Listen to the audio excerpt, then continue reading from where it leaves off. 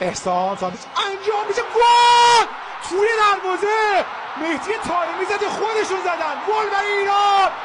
دقیقه 95 دروازه باز میشه. چقدر کیف کردیم.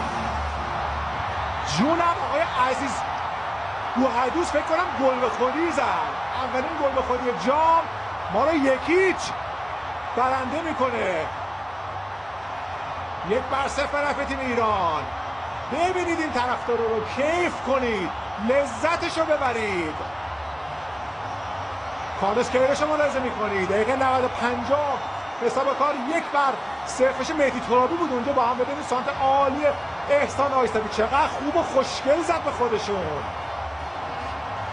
خیلیتی بود که به خدا او بزنه ضربه رو توی دروازه. با هم نگاه میکنیم، یه ضربه سر شیرجهی و توپی که عزیز بوحدوس در اون دروازه خودشون قرار میده.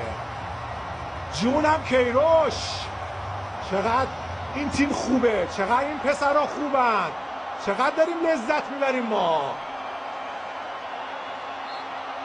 1-0 نفع ایران.